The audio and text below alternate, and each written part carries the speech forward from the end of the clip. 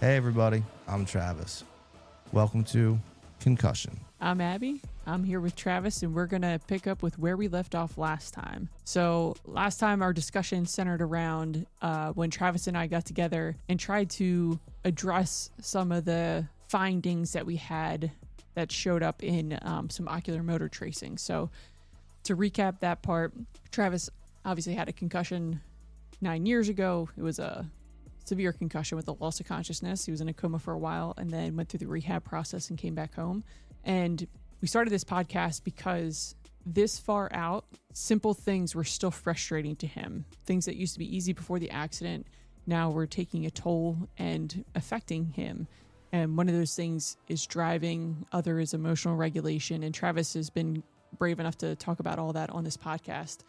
So then we put him in a VR headset and use the iSync technology to trace his eye movements. And that kind of gives us some insight as to what's going on in his brain, where we could find areas to improve that would relate to him having less frustration or difficulty with driving. So last week we went through a couple of the interventions that we tried. And then this week there's some other ones that we're going to talk about and get Travis's input as to what he thought.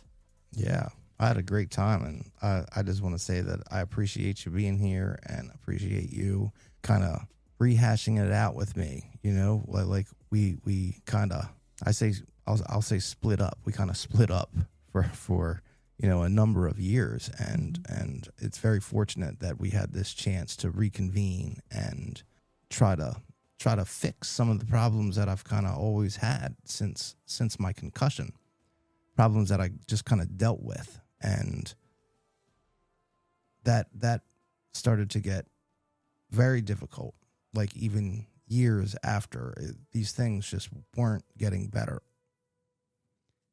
And we're both at different points in our lives, and it works out well that this is the time that we cross paths again. I'm a much different clinician. I have a much better understanding of concussions, and your life has changed quite a bit because you were still in kind of that shell shock state of things initially. Might not have realized there were things that were more challenging than they should have been, just because you were kind of muscling through the expectation of getting better.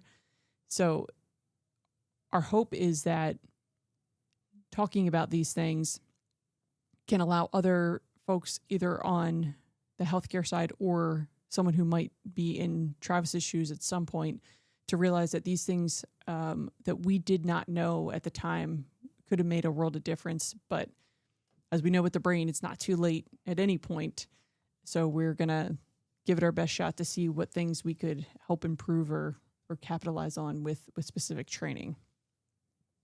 Yeah, and I'm certainly ready for that. Like I said, I remember first kind of noticing these emotional regulations that just weren't there, but I didn't think too much of it. Like we talked about the movies, or the commercials or the previews to movies that shouldn't have made anybody emotional, but they made me extremely emotional, which was certainly bizarre, but I didn't put too much thought into it. I just kind of dealt with it and have been dealing with it.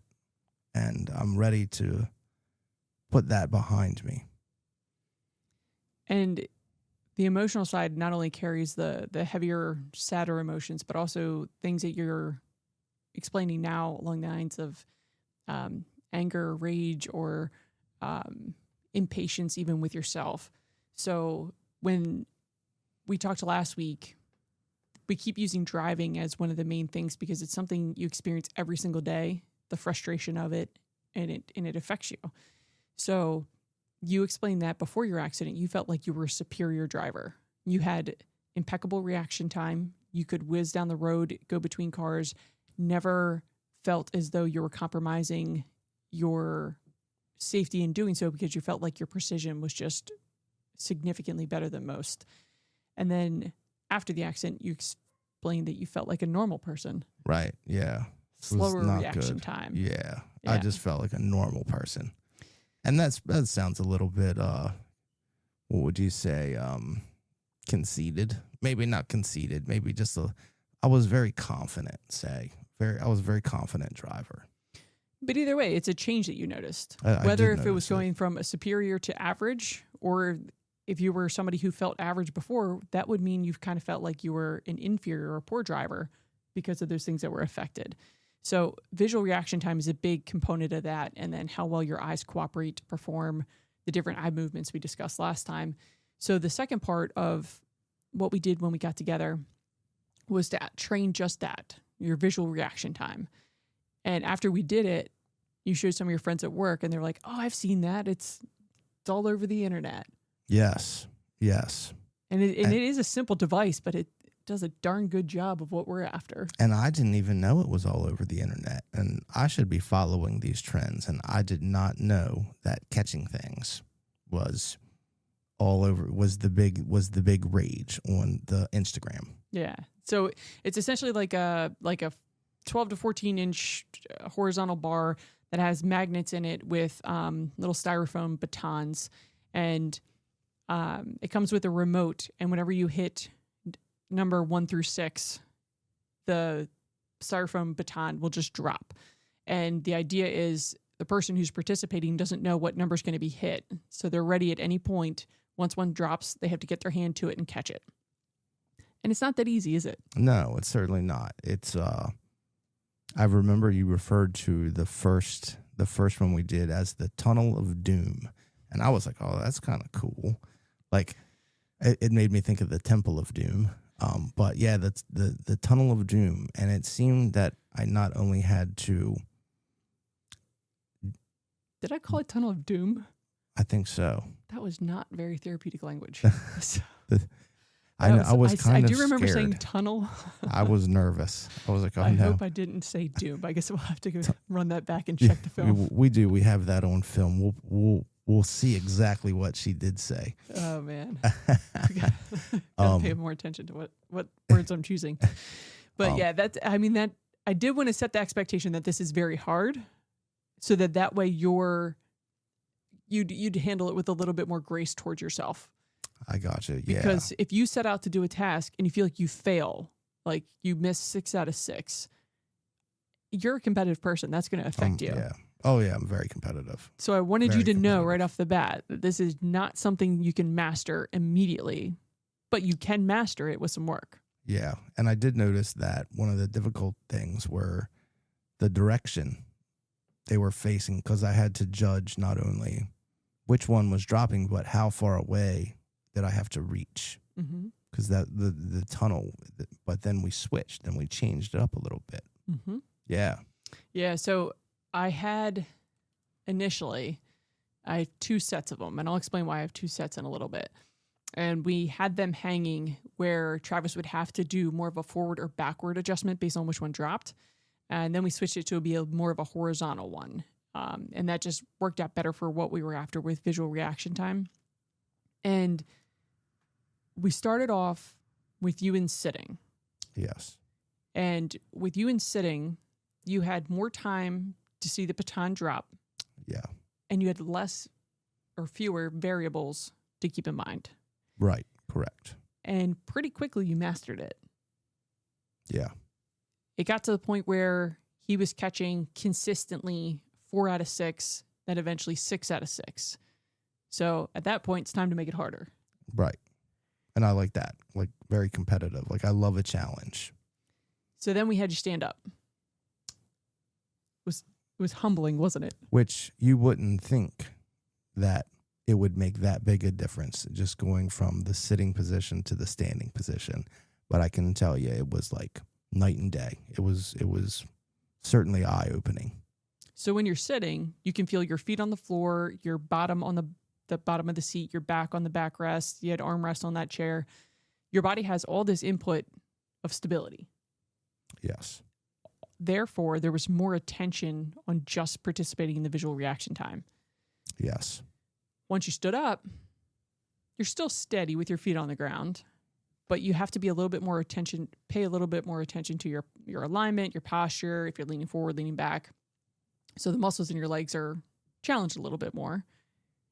And you had less time to react to the drop. Less time. Right. because you were closer to where they were dropping. Yeah. And then I think it took maybe 2 or 3 rounds. And then before you know it, you mastered that again. Yeah. Catching consistently 4 out of 6 or 6 out of 6. So then we had to make it harder. Yes. And not now. I had to more than just stand on flat ground. So one of the things that we talked about when we first reviewed your ocular motor tracings was your score on the antisaccades stood out as something that we could influence. Yes. And that test was a test where you had to suppress a reflex to look at something that popped up in your visual field and look equal and opposite away. Right. The antisaccades, the don't look at what you want to look at. Look away. Yeah, that certainly difficult. And that test is significant enough that we know that there's a trend between individuals who had a concussion in the past and their performance on that test. So Travis scored as expected. He had a very severe concussion, so we'd expect that he wouldn't get 100% on antisaccades. But it was something that stood out in my mind that even while we're training all these other components of his eye coordination, we need to incorporate that antisaccade component as often as possible. And that antisaccade translates to impulse control and executive function. Yeah. So Travis's question was, does this mean I'll stop buying things right away when I see them, or stop making impulsive decisions, or all the other ways that you can notice impulsivity? Yeah. And my honest answer is I don't know. I know that it translates very well into a sport-related context. I gotcha. We know that, when an athlete has to make a go, no-go decision, we call that impulse control, because we know it's something that can be trained in terms of, like I tell athletes to picture a spectrum. And when on one side it's impulsive, the other side it's thoughtful. And I'm like, where do you think you are on that spectrum? Are you somebody who's very calculated and puts a lot of thought into what they do before they do it? Or do you just do? And that's one way to picture impulsivity. But the other way that's more important is when you have the ball and you're running down the field and you see a defender coming towards you and your teammate coming alongside of you, are you going to go behind your teammate to use them as a blocker, or are you going to try to close in on that gap and try to beat the defender to where you're going? And those require a lot of thoughtful, fast calculations and good impulse control as to what decision you make. So like those guys are wondering, am I going to like juke to the left or to the right, or which way is this guy coming? And I'm like worried about, am I going to buy this fidget spinner that is just taunting me in the grocery store, like that's in the aisle as I'm waiting? Like, yeah. Guys, and so basically the same buy thing. the fidget spinner. Yeah, basically the same thing. Yeah. So like I said, I honestly don't know how much that relates to behavioral side. I imagine it does to some capacity, but I just don't think I've seen that explained well in research before. But either way, it was something that we knew we needed to train, because impulse control in an instant is very valuable, especially when you're driving, operating things that could be harmful to other people, very heavy job demands where you have to make fast decisions and safe decisions. So I mentioned that I have 2 sets of those drop sticks. One, the styrofoam was blue. The other one, the styrofoam was white. Yeah. So I took those drop sticks and mixed them up. And then I told Travis, don't catch the blue ones. Right. At first it was catch the one that falls. Whatever one falls, catch it. Don't let it hit. And then the next it was don't catch the blue, which sounds like really simple. Like don't catch the blue. But I'm telling you, when you're in that position there and like you have to think about that for a second. Like, wait a minute. Wait, what? Did she say catch the blue or not catch the blue or catch the white? And you kind of go through a little bit of confusion. And that's like, it took me a second. Like it set you back when such a simple, easy thing. Don't catch the blue ones. Like that sounds super simple, but it's not as simple as you would think. And especially because you don't know which one's going to drop. So it's not like you can plan ahead. Right. So it could be a blue one that drops or a white one that drops. I have the random order as to which I'm going to drop them. He doesn't know. He has to make that decision as soon as he sees it start to drop. Right. And I don't know if you noticed this, but I intentionally changed my voice right before you started to add a little bit of pressure. So before each time we started, I said in a very stern voice, don't catch the blue. Almost as if to just put a little bit extra, like you knew what the task was. But right before it was time to go, it just added that little bit extra of like sternness to it. So consciously, I did not notice that you did that. But now, like thinking back, I think maybe I did notice something different about your voice. But like I said, I didn't notice it consciously. It was like the subconscious awareness of something being more critical. Yeah. And putting that pressure on you is so important because that's how that situation would actually present. Yeah. Right. You know, you're going to be under a certain level of pressure, which can change your performance. Right. Like we're driving down the road, you're under a certain level of, pressure. Like, what do? Can I make this yellow light, or should I just stop and wait for this? Squirrel runs out in front of you. Do I try to swerve to get him between my tires, or do I slam on my brakes? Do I go around? All those decisions have added pressure. Yeah. Like, and that has to have an instantaneous decision. Like you have to make the decision right now. Mm-hmm. So we did that. We added that pressure and the impulse control. And then we let you do that for a while. You got good at it. Your success went up. And then we switched it again. And then it became, don't catch the white. Right. Yeah. So you had your brain prepared when you finally mastered this. Blue goes down. I don't catch it. I'm just focused on the white.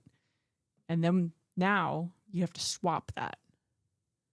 So that process is called interference, where you start developing patterns in an automated process, and then somebody switches it on you. Now you have to think even harder. Yeah.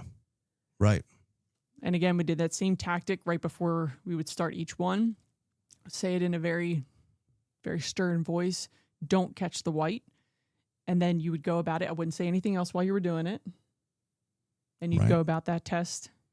And at the end of that, I think you said out loud, my brain is tired. Yeah, it did, which surprises me because I usually you wouldn't think that something that simple, catching these things that are falling, watching it, focusing, catch. You wouldn't think that seems pretty easy, but you will be able to see, we're going to post those videos that it's not as easy as you'd think, especially when you start getting pressured into not catching the blue ones or not catching the white ones. It really starts to twist your thought pattern, I guess. And it's almost like a kind of brain tired, like you just took a test. Yeah. Right. Yeah. Because like your body wasn't tired. Like you were moving quite a bit. Like there was definitely physical activity because we need that. We need at least light to moderate cardiovascular activity if we really want the brain to optimize what we're going to get out of it. That was sneaky because I didn't think that you were doing that. But I did feel a little bit like I was definitely breathing heavy and I was like getting warm. Like that was, and I didn't even think of that. But so a few episodes back, I think we brought it up how the brain relies when it's making new connections on brain-derived neurotropic factor, and that's released when you start light cardiovascular to moderate cardiovascular activity. And you even brought up that's why I feel better after I run. Yeah. Oh, that's huge for me. Like I love doing that. Like I even felt better after that little bit of moderate exercise, I felt you just feel better. It's like endorphins, I guess. Yeah. And we want a vascularized, well-oxygenated brain when we're challenging it. We don't want like a stale ham sandwich type of brain that's just, vegging out, watching TV, and then try to train it. We want it to be as engaged as possible. So moving the body is just so, so important for that. Not only for the chemical response with BDNF, but also for engaging as many components of the brain as possible. So the more your body moves, the more you're thinking, the more valuable it is. So you're kind of saying that, like, if my blood is pumping and I've got my cardiovascular is rocking and rolling, that I may be able to react to things better because I'm getting more oxygen to my blood or to my brain so that it fires better. Yeah. And even the therapeutic side of it is if we are training something, we're forcing your brain to face a challenge and find some sort of success with it. Yeah. We want it to be as primed as possible. Yeah. And you like, that's one of the best things ever, to set it, like, be challenged and then meet that challenge. Like, I get that, that's kind of why I like competition, because just I like to overcome things that, like, struggle. Yeah. And I think you have that in common with a lot of the athletes that we see, that if you're a competitor by nature, your rehab process needs to be competitive. It's my job to put the boundaries where I need them in order to get what we're after. But you have to be engaged. You have to feel challenged. You want to beat whatever it is that you did last time. You want to feel like whatever I put in front of you is something new and substantial to give your best effort. How boring would it be if you just did something that you mastered right away and you didn't see any carryover with? Was easy. Yeah, I don't like to do easy things. I like to do hard things, like make them challenging. There's a podcast called We Can Do Hard Things. Oh, nice. That's awesome. You just drop that in there. You do like to do hard things. Yeah. They conquer tasks, And I tell you, one of the things that made me really focus on when say the antipsychotics and things like that, where when you told me that one of your patients or somebody that you knew, I can't remember which it was, got 100%. And I think I was 28% the first time I did it. And you told me that there was a female athlete who was able to achieve 100%. And that just blew me away. I was like, wow, that's awesome. Like, and that made me set my goals. Like, oh, well, I got to get something better than 28%. Mm-hmm. Yeah. And I wouldn't typically do that. I wouldn't motivate somebody in that way by saying, well, someone else did better. But I know that you had asked specifically if someone has ever gotten that. Right. Yeah. Yeah. But she was just a remarkable, just an amazing brain and recovery in terms of what she did. But that was the only time I had tested an athlete after a known concussion that had 100% neuroantipsychotics. So that part of her rehab, we still incorporated a little bit just because I feel like it is an important part of competition and understanding how your body responds in go, no-go situations, but it wasn't a primary focus. Right. But for our path, even though we're facing some other things we want to clean up in terms of visual fields, visual reaction time, I do want to incorporate impulse control throughout, just because it is something that once you understand the concept of it, you can tie it into just about anything you're doing. Yeah.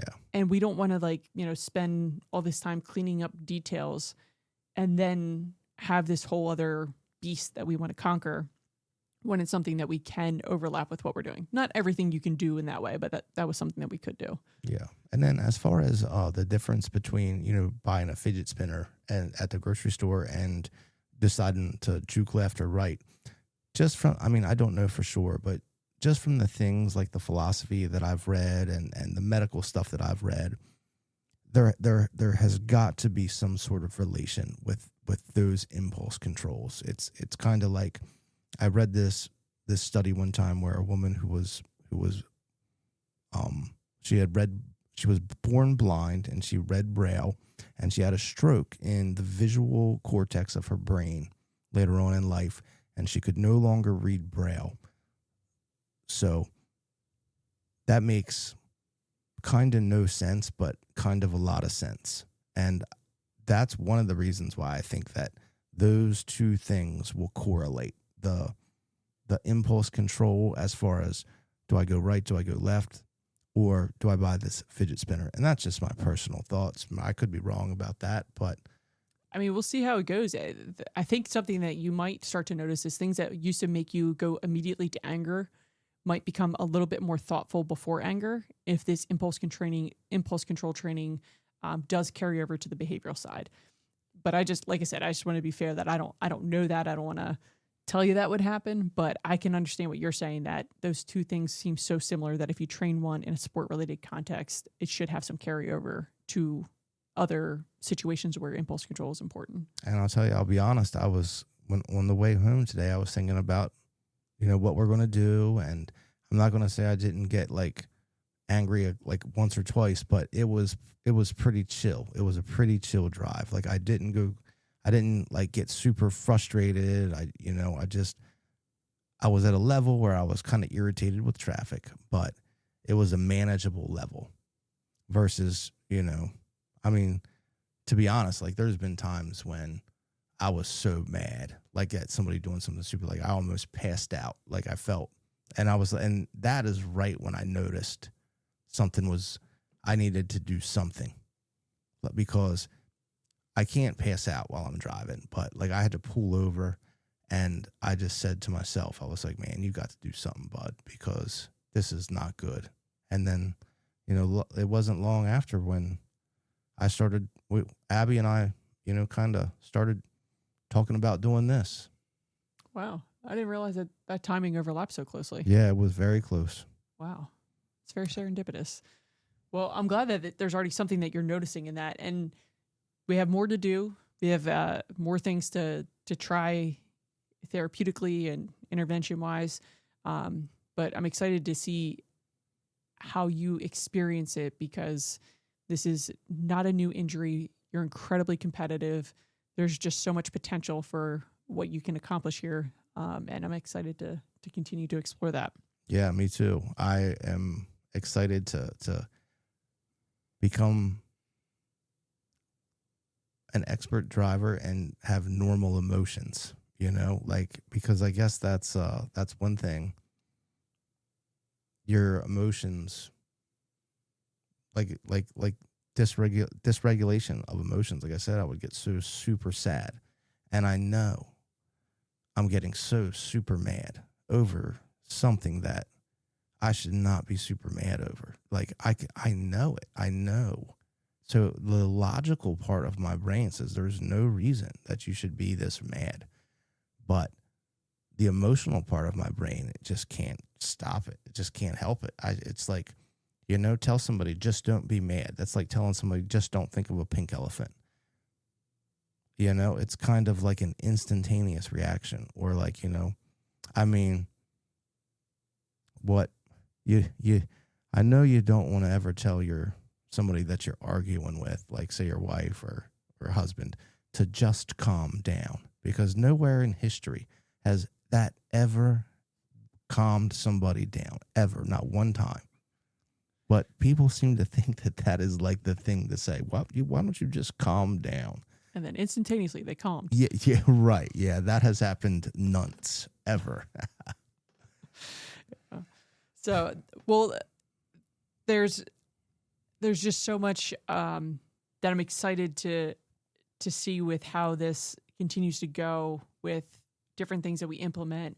But being able to talk to somebody about it afterwards and get your impressions of it is pretty cool from my seat too, just because usually it's not really a give and take kind of conversation. It's just, let's do this and see how it goes. But you have a neat perspective now because you're so interested in the brain. Yeah. So interested on the therapeutic side. Yeah. And I just think like, wow, it's very interesting how we met up again. Like the chances of that are that slim. Like how often do physical therapists meet up with patients years later and say, hey, by the way, how have you been? And that one patient is like, well, let me tell you, it ain't been good. And have the chance to bring all this information to people who may be going through the same thing and who may need that to make, maybe patients, got people that have brain injuries that can't understand why they're so mad at this most ridiculous thing, or why they get so upset, or, maybe even physical therapists that don't know how to help the person in front of them. Right. They can see like years down the road how has this, like, what can you do better to help that person? Or how can you guys work together? What can you say to them? And I just really want to make it better for, I just want to get this information out there so that people know that they're not alone in this, physical therapists and people who have brain injuries, because I know I felt like I was the only one that this was happening to, and nobody else could ever understand. And nobody had a clue like what I felt like on the inside, because you couldn't see anything wrong with me. I looked perfectly fine, but my whole inside, my brain was just screaming. And just know that you're not the only one that that's happened to. And I'm not diminishing it by any means. And I'm not trying to compare my injury with your injury, because that's not something that I do. That's something that I learned when I went through this. I would hear people comparing my injury. Like, you become very aware of what things people say, and you start to pay attention. And people like to compare your injury to their injury, and they always like to have the bigger injury, or they had it worse. And I'm not going to do that. I'm not going to do that.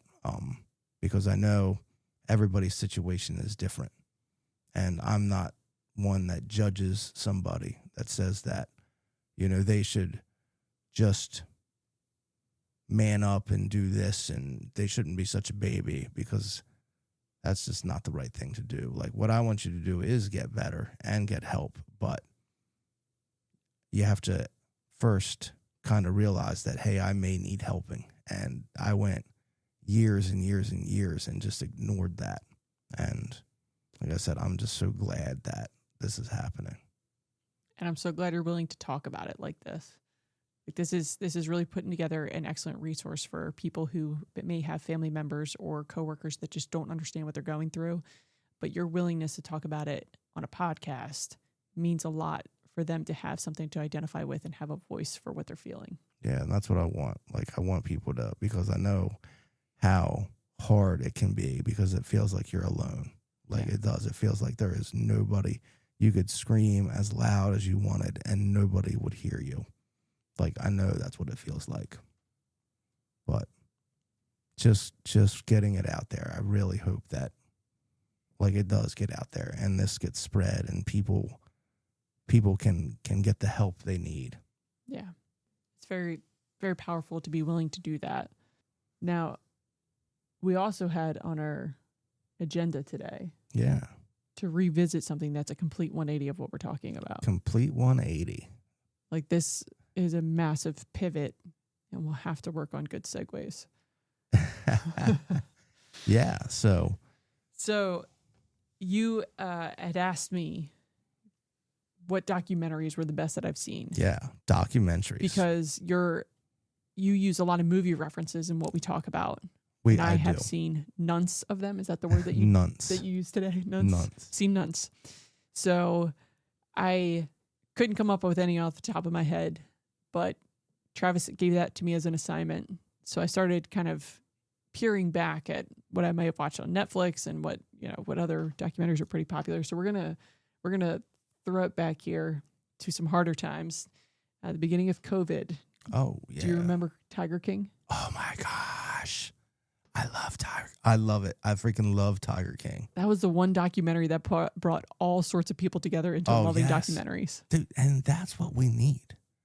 That's what we need. We need everything is so divided. We need things like Tiger King, because everybody, I don't care what side of the political aisle you were on, everybody could talk about Tiger King. Yep. Everyone was using Clorox wipes to wipe down their groceries, and then all of a sudden just put down all that paranoia for a minute and enjoyed this display of Tiger King. Dude, that was crazy. That was a good documentary. It was really powerful at the time. Yeah.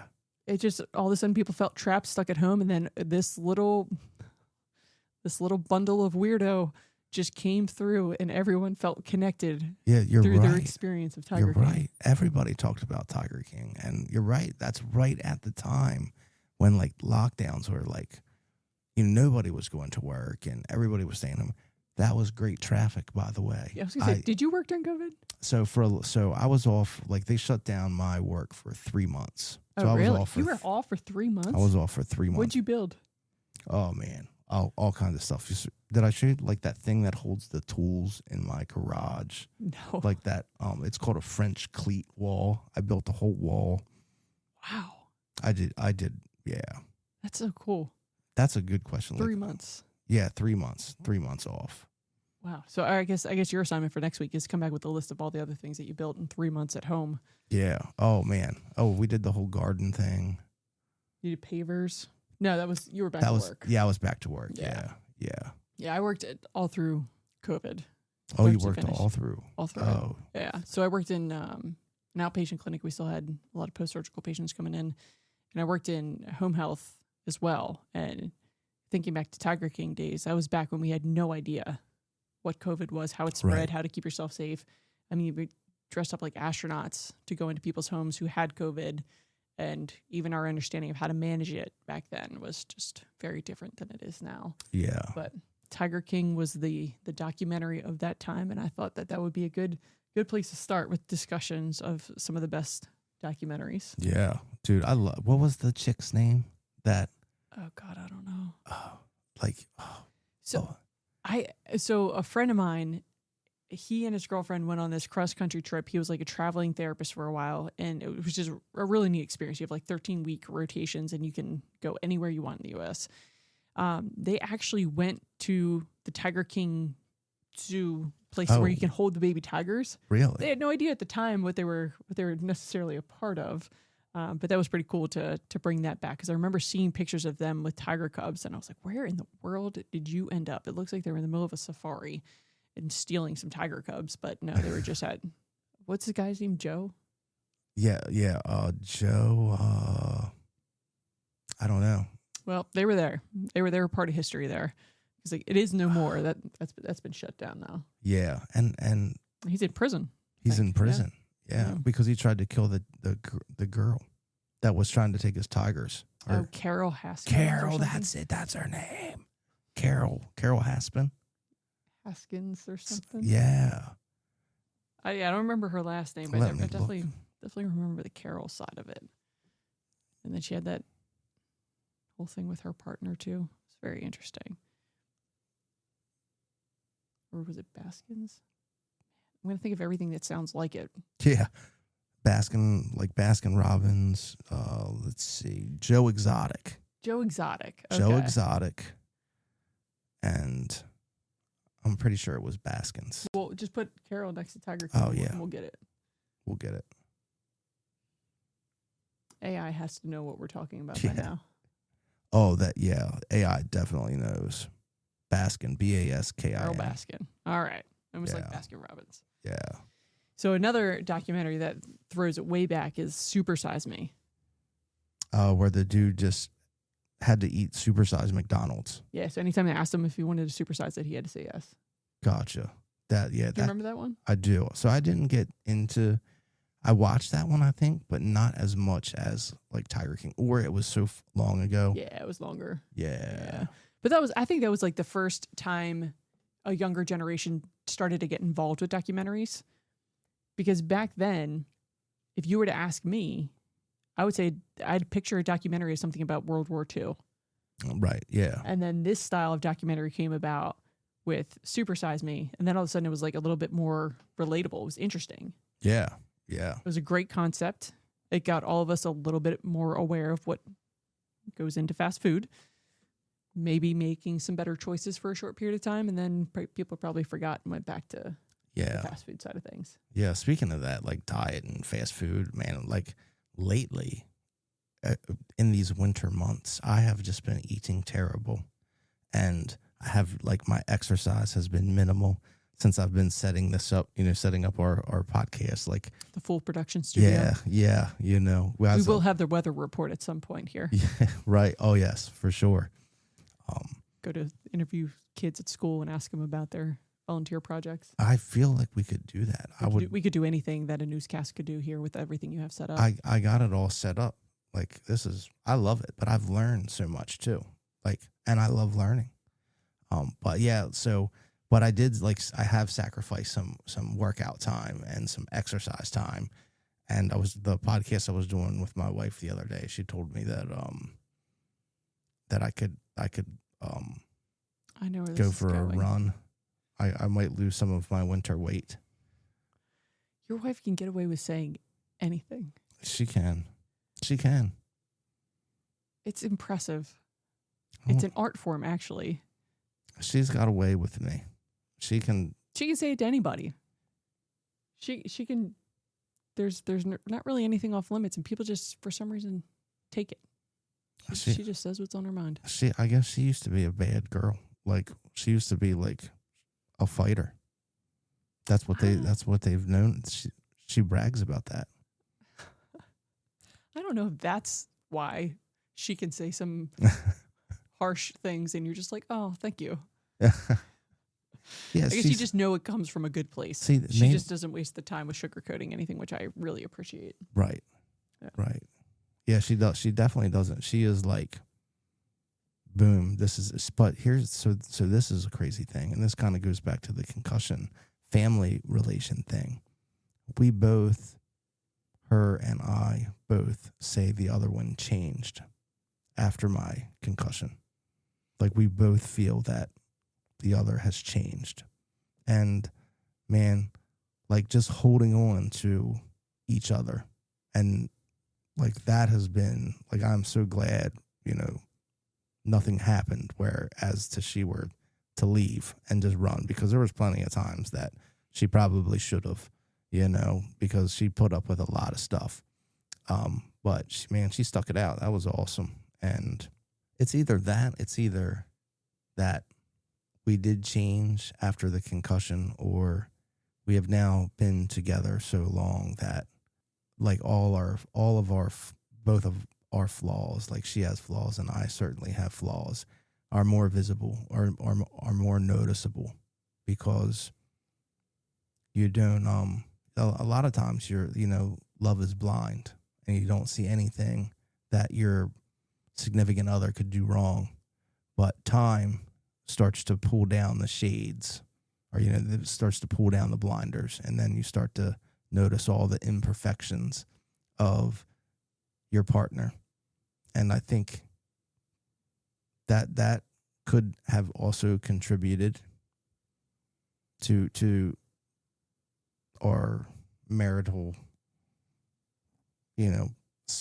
certainly we weren't the same as before, but we've grown past that, and now it seems to be even better, because she knows, like, I always thought that she thought I was perfect. But after my accident, I start to really see that I know she knows I'm not, but she's still there, and I know she's not, and I'm still here. So I think that's probably that's something. Yeah. She had her own trauma as you had your physical trauma. Yeah, for sure. And like I said, I didn't even take that into consideration when I was going through what I deemed to be the worst thing in the world. I didn't even consider her, what she was going through. It didn't even cross my mind, because I was the one in the accident. It was me. Like, whatever, everybody else. Until one day when she went into the hospital, and I found out really quick that it was probably 10 times worse to be in her shoes watching me go through what I went through. I know it. There's no doubt in my mind. Like, that's not even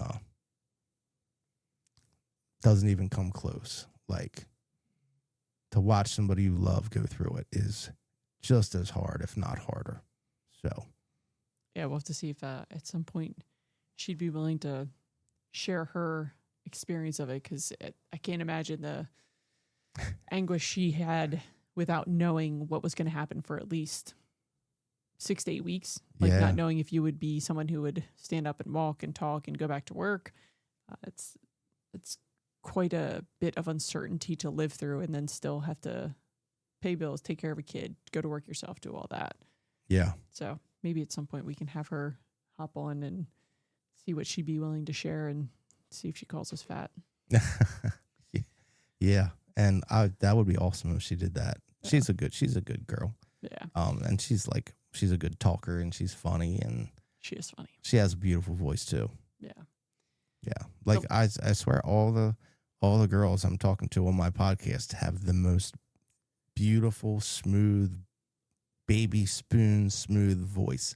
I love it. Like I love listening to it. It's great. Your voice is coming through incredibly smooth now too, with all this technology. I know. It's amazing what you can do here. Oh, it's crazy. I'm considering a singing career. All right, let's stay focused. So the last documentary on the list. The last documentary on the list is more modern. Okay. Okay. So it's called American Nightmare. Have you heard of it? Never heard of it. Okay. So I think probably it drew me in the beginning because it's about like 3 physical therapists. And I was like, oh, I can possibly have something to relate to. But what happened in their lives was just absolutely wild. Like it could never be a fiction story with how wild it was. So there was this girl and this guy, they were dating, and in the middle of the night, she was abducted, he was drugged and kind of tied up, and she was taken the next day. He came to, was able to get himself out of the restraints that they put him in, called 911, reported her missing. They brought him in, interviewed him, and they essentially were accusing him of doing something to her. Okay. And then a couple of days later, she was released 400 miles away, alive. Wow. And then she came back home. So then it went from accusing him to accusing her Like of she set staging it it up. for Okay. attention.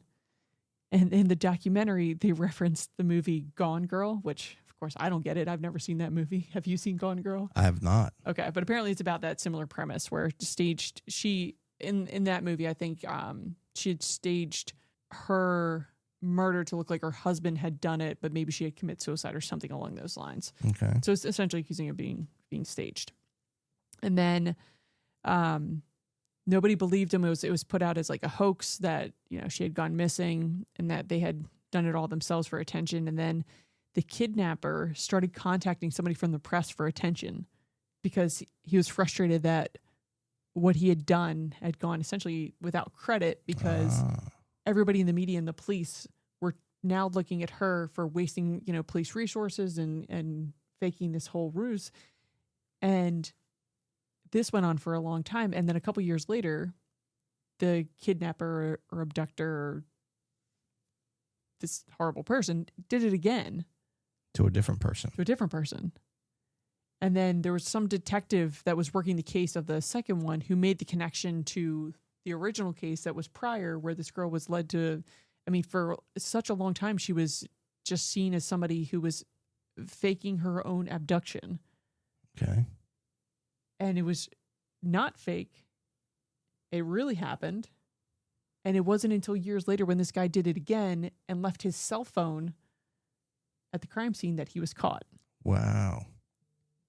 Now, you can't write that No. with a Hollywood movie because No. you wouldn't believe it. You wouldn't get into the movie. Right. But this is an example of how reality is just so much more interesting and wild than any sort of fiction. Oh, yeah, definitely. And then she finally got her name cleared years later after like her whole reputation had been sabotaged and she had to live this very traumatic event. And nobody believed her. Nobody That's believed crazy. her.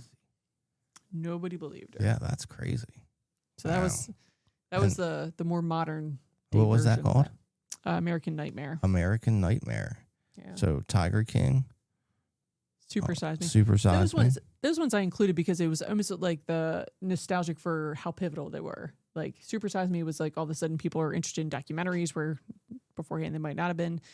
And then Tiger King because it was like this really uniting Yeah. documentary that just got people to forget about masks for a second and all the insanity that we were going through in terms of, you know, global pandemic. Yeah. But then the American Nightmare one was a little bit more of a modern one where you just just can't believe what it is that they put together. Nice. Yeah. So I'll give you one of mine, one of my favorite documentaries that I watched. And when was this? So it was definitely before Tiger King. It was probably in 2011, 2010, 2011, somewhere around that time. It was called Inside Job. You see that one? No, that sounds like something I'd watch, though. So it was about the financial crisis of like 2008 and Lehman Brothers and Goldman Sachs and all those financial companies in throughout the world. In New York City, how they got like the bailout, and they were doing like credit default swaps and subprime mortgages and the Dodd-Frank Act. They basically broke down everything, how these banks were giving out these subprime mortgages to people who probably wouldn't be able to pay them back. Then they were insuring them as AAA rated bonds.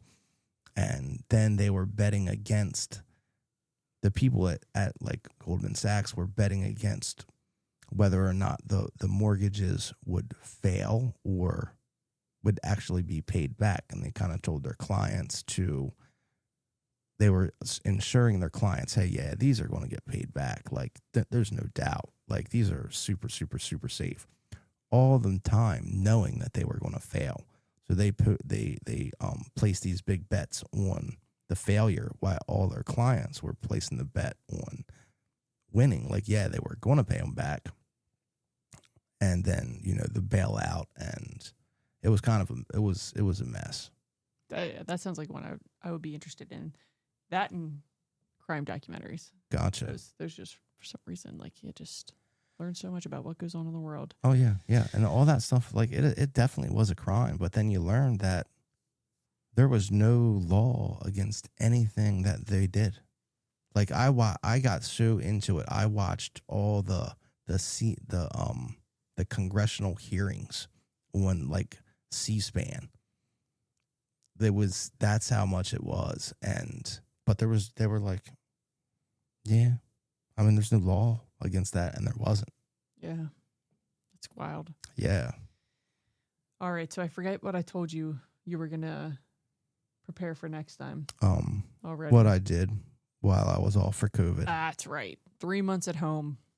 What projects you conquered in that time, and then we will set up some more interventions for Travis to kind of go through this process of getting some brain training. Yeah, I'm excited. I'm ready for more brain training. Like, all right. And plus my wife said I gotta lose a little bit of the winter weight. I gotta get my 6-pack back. She said, no, she didn't say that. That was a long time ago. That's not happening. That's not happening. All right. Well, we'll catch you all next time. Thanks for joining us. Yeah, thank you. Appreciate it. And feel free to like drop a like or comment. This is going to be on YouTube and Instagram and TikTok. Visit us, like join the conversation. There's links to our Discord if you've been having an issue, and you want to talk to somebody, like jump on our Discord. And we're trying to build a big interactive family there so that everybody can just get their feelers out there and be heard and feel better. Catch you guys later.